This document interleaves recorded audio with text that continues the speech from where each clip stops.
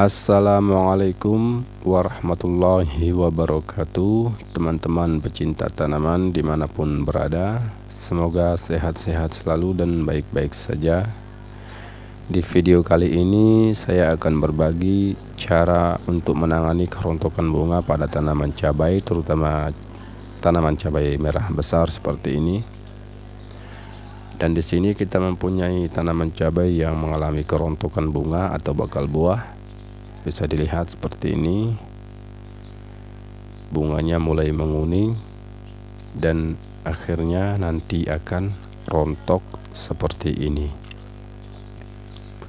Dan banyak sekali bakal buah atau bunga yang rontok seperti ini di sini, teman-teman.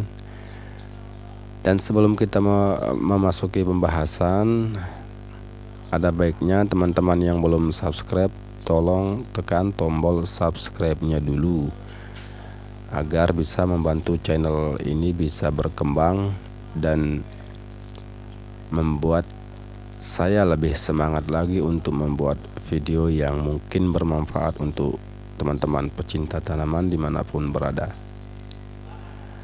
Nah, sekarang kita akan membahas penyebabnya dulu. Ada banyak hal penyebab kerontokan bunga, yaitu diantaranya yang pertama adalah kekurangan air. Nah, kekurangan air bisa menyebabkan kerontokan bunga pada tanaman cabai. Terlebih lagi jika tidak dilakukan penyiraman secara rutin yang berakibat keringnya media tanam. Tanaman cabai yang kekurangan air akan mudah mengalami stres, teman-teman, sehingga pertumbuhan dan perkembangan buah menjadi terhambat. Dan yang kedua yaitu kekurangan unsur hara. Tanaman cabai dalam fase pembuahan seperti ini, kekurangan unsur hara, kalium dan kalsium, fosfor dan unsur hara lain akan mudah mengalami kerontokan. Hal ini disebabkan karena tanaman cabai yang memasuki fase pembuahan itu sangat membutuhkan unsur hara tersebut, yaitu unsur hara kalium dan kalsium atau fosfor. Seperti halnya kita, teman-teman, kalau ibu-ibu yang sudah melahirkan itu pasti tahulah, ibu menyusui atau hamil itu lebih banyak membutuhkan nutrisi ya, teman-teman. Bawaannya lapar terus seperti itu. Dan yang ketiga adalah curah hujan yang tinggi. Curah hujan yang tinggi juga dapat mengakibatkan kerontokan, teman-teman. Sebagaimana telah kita ketahui bahwa air hujan itu mengandung zat asam, dan jika hujan terus-menerus akan memicu pH tanah menjadi drop, dan itu bisa menyebabkan kerontokan bunga. Dan yang keempat yaitu serangan hama lalat buah, satu serangan kutu trip atau pada umumnya adalah serangan hama. Itu bisa juga menyebabkan kerontokan, teman-teman. Nah, untuk penyebab cabai kita di sini itu saya rasa itu adalah kekurangan unsur hara, teman-teman. Karena setelah saya perhatikan airnya cukup, hama tidak ada, dan hujan pun jarang di sini. Karena itu saya simpulkan ini kekurangan unsur hara. Sebab saya perhatikan kalau ada buah di sini, pasti tangkai yang di atas itu akan mengalami kerontokan. Soalnya buah cabai di sini lumayan cukup besar seperti ini. Jadi tangkai yang di atasnya itu pasti akan mengalami kekuningan seperti ini dan akhirnya rontok. Jadi ini kemungkinan besar penyebabnya adalah kekurangan unsur hara. Setelah saya perhatikan, saya itu memberikan pupuk dengan volume yang sama di masa vegetatif. Jadi kemungkinan besar itu adalah penyebabnya. Jadi yang kita lakukan sekarang adalah menambahkan volume. Kemarin kita memberikan 250 ml per tanaman, dan sekarang kita akan gandakan. Oke. Baik, langsung saja kita ke pemupukan, teman-teman.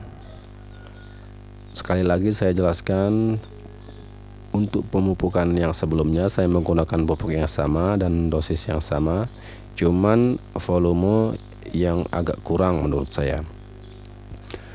Karena waktu itu saya memberikan sekitar 200 ml per tanaman.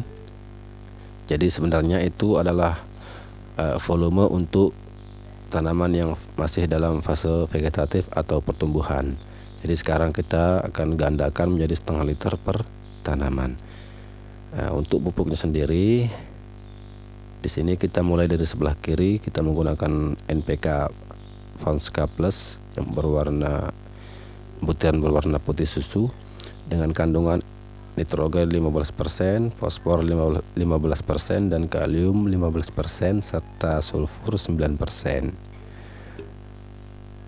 Dan di sini ada SP36, yaitu pupuk tunggal dengan kandungan fosfor 36%. Jadi manfaat dari fosfor itu banyak sekali, diantaranya merangsang pertumbuhan akar, menguatkan batang, dan memperkuat tangkai buah. Selain itu juga fosfor biasa digunakan sama petani itu menjadi pupuk dasar.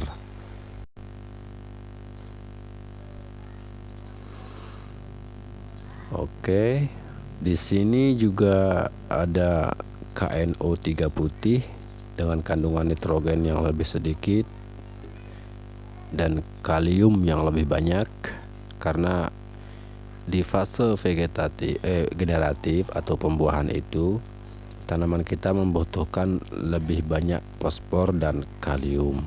Jadi sebenarnya NPK Fonska Plus itu sudah lengkap, tapi kita tambahkan lagi fosfor dan kalium supaya lebih banyak. Jadi fase pembuahan itu lebih banyak membutuhkan fosfor dan kalium.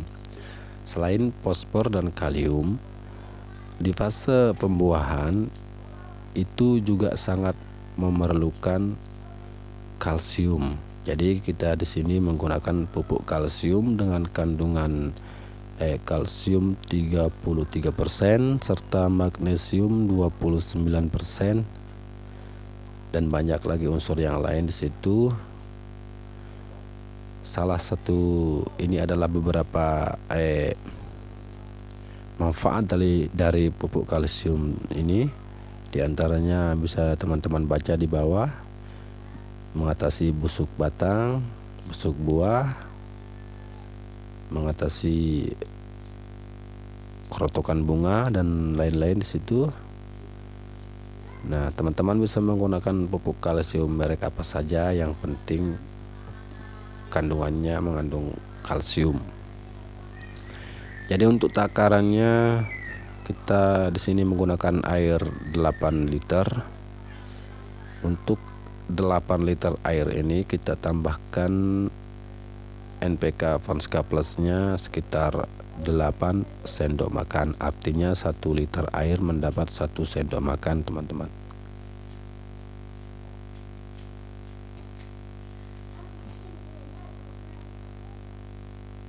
Dan kita akan memberikan pupuk pada tanaman di sekitar 16 tanaman. Jadi ukurannya setengah sendok makan lah untuk satu tanaman ya, untuk Fonska Plus. Nah, ini adalah SP36 yang sudah saya rendam kemarin sebanyak 4 sendok makan. Saya rendam karena teksturnya itu sangat keras dan agak susah larut dalam air. Jadi saya rendam hari sebelumnya supaya lebih mudah dilarutkan. Itu sebanyak 4 sendok makan ya, teman-teman. 4 sendok makan SP36 untuk 8 liter air.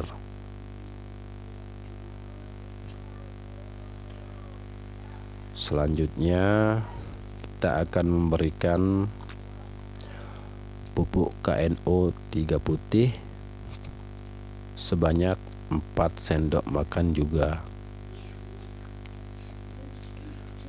4 sendok makan ya untuk KNO 3 putihnya.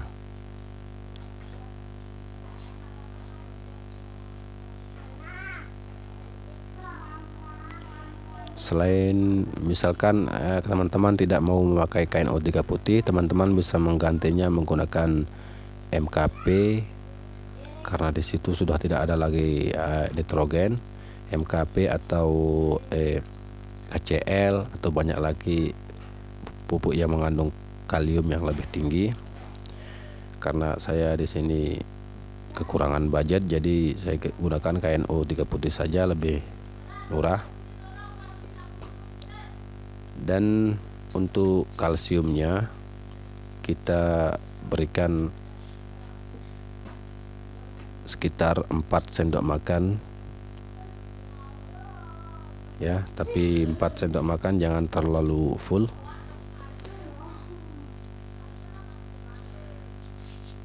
Kalsium sendiri sangat berguna untuk mengatur kadar asam di dalam media tanam, apalagi kalau sering hujan. Disarankan menggunakan pupuk kalsium saja, karena karena kandungan kalsium itu bisa menetralisir dan memperbaiki pH tanah. Oke, langsung saja setelah dirasa cukup larut, kita lakukan pengocoran.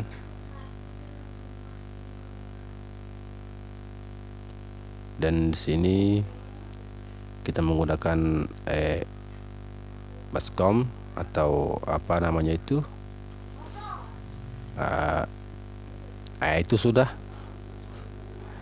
kita gunakan, itu sekitar setengah liter itu isinya ya teman-teman.